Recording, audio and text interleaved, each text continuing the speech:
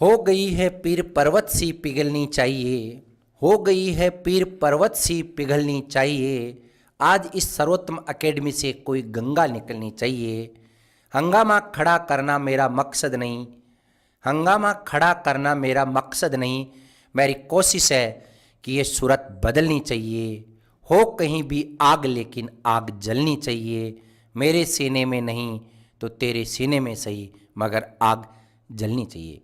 जी हाँ दोस्तों, हिंदी के बहुत ही बड़े महान लेखक कवि दुष्यंत कुमार की इन ओजस्वी पंक्तियों के साथ, जैसा कि आप हमें निरंतर आपके अपने YouTube चैनल हिंदी सर्वोत्तम पर लगातार देख रहे हैं कि हम लोग RPSC में व्याख्याता श्रेणी विषय हिंदी में चयनित सभी सर्वोत्तम अकेडमी के ऑनलाइन और ऑफलाइन प्लेटफॉर्म पर अध्ययन करने वाले और प्रत्यक्ष और अप्रत्यक्ष रूप से सर्वोत्तम अकेडमी से जुड़ने वाले सभी चयनित व्याख्याता बंधुओं का एक एक करके आपके सामने इंटरव्यू प्रस्तुत कर रहे हैं।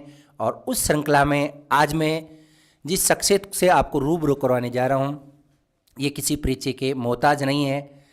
आप श्री बिशन सिंह सिनसनवार जी है। बेसिकली सर आप भरतपुर के रहने वाले हैं।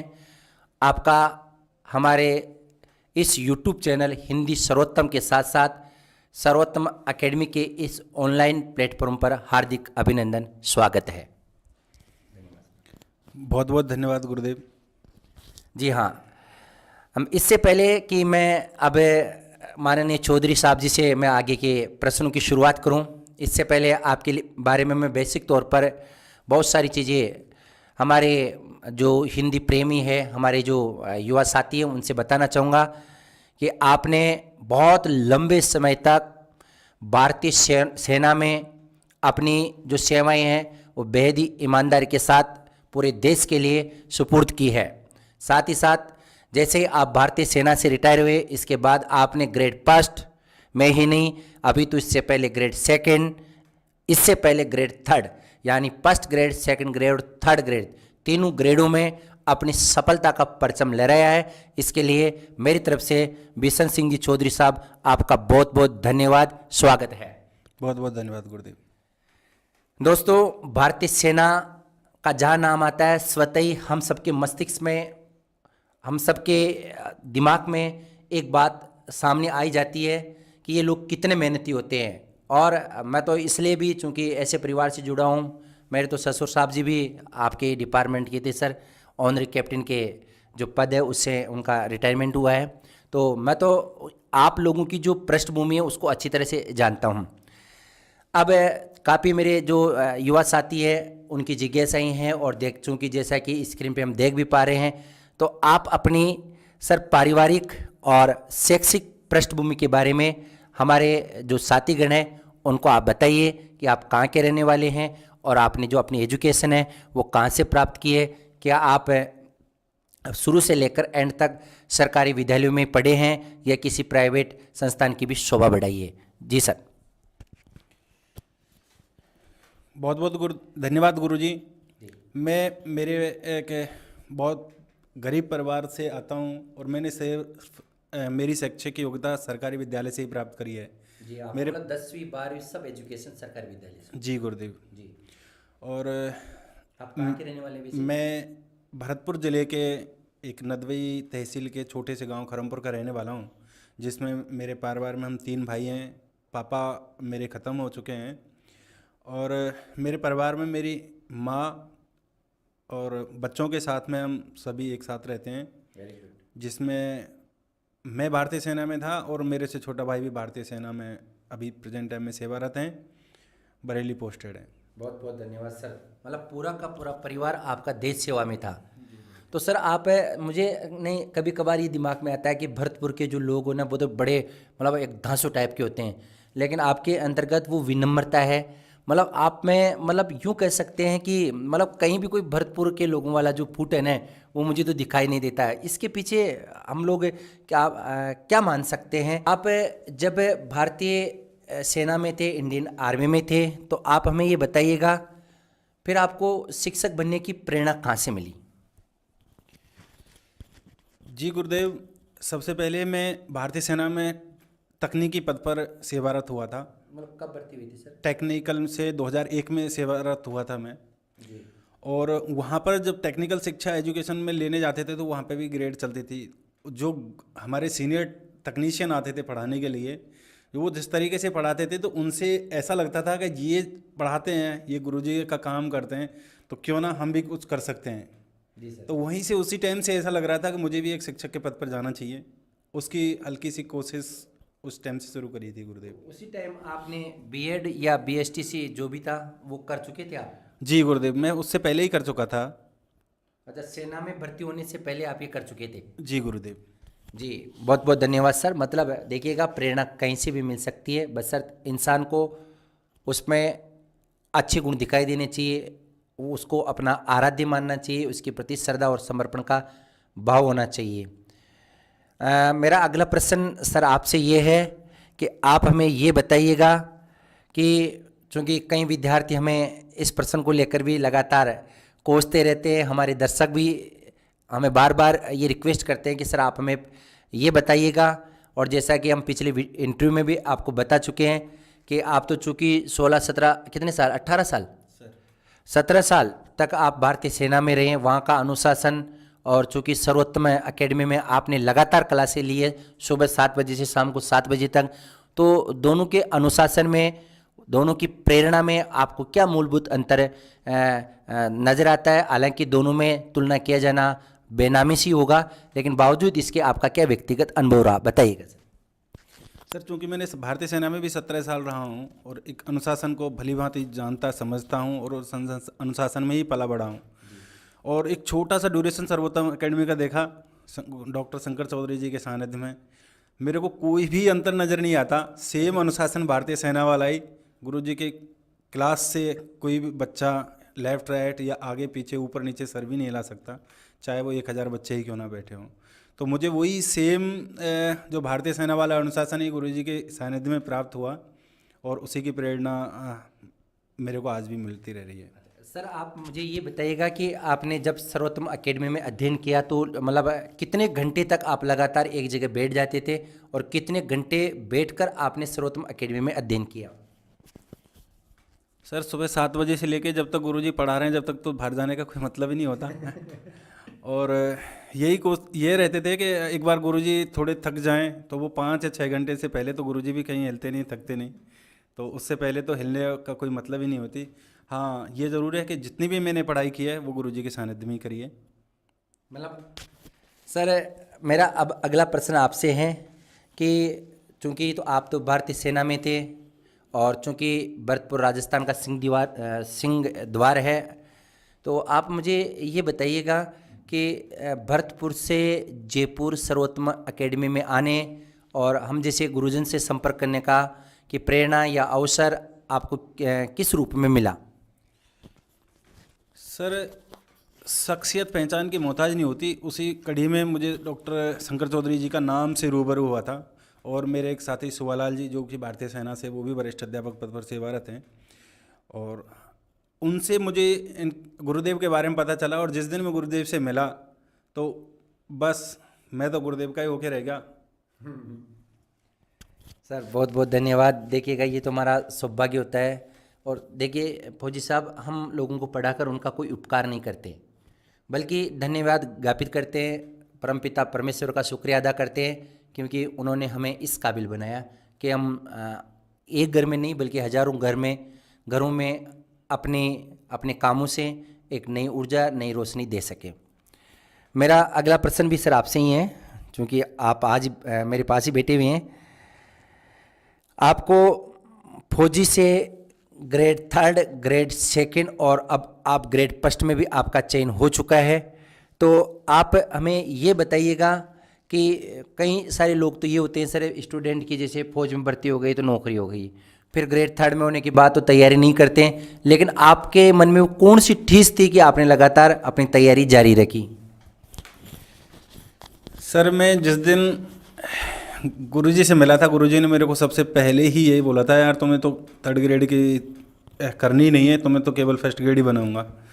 और वही प्रेरणा आपकी मुझे तो सिर्फ मेहनत करने के लिए प्रेरित करती रही, और उसी प्रेरणा के कारण ही मैं यहाँ तक पहुँच पाया हूँ। तो sir grade third, grade second और ग्रेड फर्स्ट, ये इसका जो ड्यूरेशन था, तीनों एग्जाम्स आपने कितने समय में, मतलब कितने साल के भीतर भीतर पास कर लिए? ये सर मेरे 2 साल के भीतर भीतर हो गए, और इस 2 साल के भीतर ही सिर्फ और मैंने सर्वोत्तम से ही पढ़ाई करी, सर्वोत्तम से जुड़ा रहा। तो मतलब अब आप सर आगे क्या और कुछ करने का इरादा है, या फिर और भाई बहनों के लिए अपनी सीट छोड़ेंगे? अगर गुरुजी मुझे और कुछ आगे का रास्ता बताएंगे तो मैं ज़रूर उस रास्ते पर चलने की कोशिश करूँगा और भरसक प्रयास भी करूँगा, लेकिन अगर गुरुजी मुझे यहाँ तक भी छोड़ना चाहते हैं वो गुरुजी के ऊपर है। चलिए, बहुत बहुत धन्यवाद सर। अच्छा सर, आप हमें ये भी बताइएगा, हमारे कई साथीगण ये जानने के इच्छुक भी हैं कि आपने पढ़ाई कैसे की, और पढ़ाई तो जो की है, क्या आपके पढ़ने का जो तरीका था वो मतलब टुकड़ों में बांटकर पढ़ने का था, या किस प्रकार आपने पढ़ाई की है जिसकी वजह से आपको इतनी बड़ी सफलता है कि आप राजपत्रित अधिकारी बन सके? हमारे दर्शकों को जरूर बताइएगा। कितने घंटे पढ़ाई करते थे? बिल्कुल गुरुदेव, इसके बारे में तो मैं पढ़ाई के ज़्यादा श्रेय मैं गुरुजी को ही देना चाहूँगा, क्योंकि मुझे जब कोचिंग ज्वाइन करी थी तो सुबह 7 बजे से लेकर शाम के 7 बजे तक लगातार 1 साल सर्वोत्तम एकेडमी में रहने का सौभाग्य प्राप्त हुआ। हर बैच में बैठते थे आप? हर बैच में ही नहीं, हर बैच के हर क्लास को अटेंड करता था गुरुजी आप वाली को। अच्छा, धन्यवाद सर। आप बताइएगा कैसे पढ़ाई करते थे आप, कितने घंटे तो मैं कोचिंग के अलावा? कोचिंग के अलावा जितना गुरुजी का रेफरेंस था मैं उसको एक बार रेफ़र करके ही सोता था। करीब 1 या 2 घंटे 3 घंटे जितना भी मेरे से हो पाता था उतना मैं टाइम निकालता था। जी सर, मतलब बात साफ है, फौजी साहब कहना चाह रहे हैं कि मतलब अगर आप दिन भर शंकर सर की क्लास में बैठ जाएंगे तो भी आप ग्रेड फर्स्ट के अधिकारी बन जाएंगे। ये बात तो सही है, लेकिन हर स्टूडेंट का दिमाग फौजी साहब जैसा नहीं होता, तो आपको घर जाकर भी पढ़ना चाहिए, ऐसा मेरा व्यक्तिगत तौर पर मानना है। धन्यवाद सर। सर मतलब आपने कौन कौन सी पुस्तकों का अध्ययन किया? कुछ प्रमाणिक पुस्तकें हैं जिनका आप यहाँ उल्लेख करना चाहेंगे? मैंने तो केवल गुरुदेव के जो नोट्स बनवाते थे वो नोट्स पढ़े। इसके अलावा गुरुदेव की जो किताब थी, सर्वोत्तम काव्यशास्त्र, सर्वोत्तम ग्रामर और सर्वोत्तम हिंदी साहित्य, उसको मैंने केवल 1-2 बार रेफ़र किया है। बाकी के गुरुजी की क्लास के बनाए हुए नोट्स ही सबसे फ़ायदेमंद है। उसके अलावा बाहर कुछ एग्ज़ाम में आया ही नहीं, किसी भी एग्ज़ाम के किसी भी ग्रेड की कोई भी एग्ज़ाम में बाहर से कोई क्वेश्चन नहीं आया। सर मैं बिशन सिंह जी फौजी साहब, मैं आपसे बताना चाहूँगा कि मतलब आपकी जो क्लास थी उसमें कितने फौजी लोग थे आप? मतलब लगभग जहाँ तक मैं मानता हूँ 200-300 बच्चों की क्लास में 10-15 फौजी तो अक्सर हर क्लास में मिल ही जाते हैं। और अब तक चूँकि अभी कोई मेरा ज़्यादा लंबा चौड़ा कैरियर भी नहीं रहा कोचिंग लाइन में, अभी 8-9 साल में ये कोई अहंकार की बात नहीं, लेकिन लगभग 50-60 फौजियों को मैं पढ़ा चुका हूँ, और 50-60 में से केवल 1-2 फौजी अगर अपवाद स्वरूप हो तो बात दूसरी है, वरना 55 से ज़्यादा फौजियों का मतलब चाहे 3rd ग्रेड हो, 2nd ग्रेड हो, पटवार हो, जहाँ कहीं भी राजस्थान के जितने भी एग्जाम्स हैं उनमें फाइनली सिलेक्शन हुआ है। इसका मतलब मुझे है ना फौजी पसंद है। बावर्त यही हुआ जी। इसके बाद सर आप हमें ये भी बताइएगा कि वर्तमान में जो अपने बहुत सारे साथीगण हैं, बहुत सारे हमारे दोस्त हैं जो पटवारी की भी तैयारी कर रहे हैं, रीट की भी तैयारी कर रहे हैं, स्कूल लेक्चर भी आने वाला है और कॉलेज लेक्चर का विज्ञापन भी जारी हो चुका है, ग्रेड 2 भी, नवोदय, DSS भी, यानी जो भी प्रतियोगी परीक्षार्थी है जो तैयारी कर रहे हैं उनके लिए आपका क्या संदेश रहेगा कि उनको कहाँ से पढ़ना चाहिए, कैसे पढ़ना चाहिए, एक बार आप बताइएगा। अगर सर किसी भी पेपर में हिंदी का पोर्शन आता है तो हिंदी, उसका दूसरा नाम डॉक्टर शंकर चौधरी है। अगर आपको हिंदी को लेकर क्लियर करना है तो इसका मतलब डॉक्टर शंकर चौधरी के सानिध्य में आना है। तो सर अभी तो ऑफलाइन क्लासेस चल रही है, ऑनलाइन के लिए सर्वोत्तम ऑनलाइन क्लासेस गुरुजी ने चालू कर दिए। अब घर बैठे ये सुविधा उपलब्ध है। हमको तो फिर भी जयपुर में रह के एक चीज़ करनी पड़ रही थी, गुरुदेव के सानिध्य में रहना पड़ रहा था, लेकिन आजकल तो सर्दी का मौसम भी चल रहा है, रजाइयों में और ऑनलाइन क्लासेज आराम से आप देख सकते हो। जो चीज़ घर पे गुरुजी ने निःशुल्क उपलब्ध करा रखी है, ये हमारा सौभाग्य है। बिल्कुल सर, आप मेरे जितने भी युवा साथी हैं जो हमें देख रहे हैं इस लाइव प्रोग्राम को, मैं आपसे कहना चाहूँगा जैसा कि हमारे फौजी साहब ने बताया, और मैं भी बता देना चाहूँगा कि अपने अभी कुछ ही दिनों पहले मतलब ये ऑनलाइन प्लेटफॉर्म का जो सेटअप है वो तैयार किया है, और ऑनलाइन प्लेटफॉर्म की सबसे बड़ी विशेषता आप सब कि जो सब लोग जानते ही हैं कि यहाँ धन की बचत होती है, समय की बचत होती है और ऊर्जा की भी बचत होती है। आप घर बैठे जो चीज़ें आपको जयपुर में जाने के बाद मिलती थी क्लास में, वो यहाँ निःशुल्क रूप से उपलब्ध हो रही है। निःशुल्क का भाव अर्थ साफ है दोस्तों।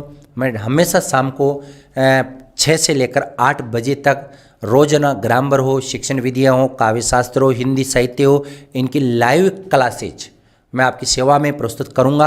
और ये केवल 2-4 दिन के लिए नहीं, बल्कि हम जो दृढ़ निश्चित और संकल्प कर लेते हैं उसको पूरा करके ज़रूर दिखाते हैं। तो जो भी कोई गरीब अमीर भाई बहन है वो इसका लाभ ज़रूर उठाए। अंत में मेरा अंतिम प्रश्न फौजी साहब आपसे है कि आप हमें ये बताइएगा कि ज़िंदगी में मतलब फौज की नौकरी और शिक्षक की नौकरी, दोनों नौकरियों में से कौन सी नौकरी मतलब आपको अच्छी लगी? चूँकि गुरुदेव ये कहना बहुत कठिन सवाल कर दिया आपने, क्योंकि मेरी ज़िंदगी बनी है सेना से और सेना से मैं जुड़ा रहा। सेना से मुझे शिक्षक बनने की प्रेरणा मिली, प्राप्त हुई। और एक शिक्षक का पद एक बहुत सम्मानित पद है, चूँकि सेना भी बहुत एक सम्मानित पद है। तो इसकी तुलना का मैं कोई जवाब नहीं दे पाऊँगा गुरुदेव, उसके लिए मैं क्षमा प्रार्थी हूँ। कोई ना फौजी साहब, कोई क्षमा प्रार्थी की ज़रूरत नहीं है, दोनों ही चीज़ें अपनी अपनी जगह ग्रेट है। कहने का मतलब यही है। आप थे बिशन सिंह चौधरी साहब और आपने अभी हाल ही में राजस्थान लोक सेवा आयोग द्वारा आयोजित हिंदी व्याख्याता भर्ती में अंतिम रूप से अपना चयन सुनिश्चित किया है। मैं आपके उज्जवल भविष्य की कामना करूं। इससे पहले जो लोग हमसे लाइव जुड़े हुए हैं, आपकी जानकारी के लिए बताना चाहूँगा कि प्लीज़ आप अपने यूट्यूब चैनल हिंदी सर्वोत्तम को अभी सब्सक्राइब कर लीजिएगा। और जो ये वीडियो टॉपर्स के जो वीडियो है कि जो इस श्रृंखला है ये अनवरत रूप से जारी रहेगी। इसे आप हजारों भाई बहनों तक पहुंचाने का श्रम कीजिएगा ताकि उनके जीवन को एक नई दशा और दिशा मिल सके। अंत में मैं अपने शब्दों और भावनाओं को विराम देते हुए इतना ही कहना चाहूँगा कि ज़िंदगी में खुद को ऐसा बनाओ कि जहाँ आप ना हो वहाँ लोग आपको याद करें, और जहाँ आप पहुँचने वाले हो वहाँ लोग आपका इंतजार करें। बहुत बहुत धन्यवाद फौजी साहब। मैं आपके उज्जवल भविष्य की कामना करता हूँ। आपने अपना अमूल्य समय दिया, इसके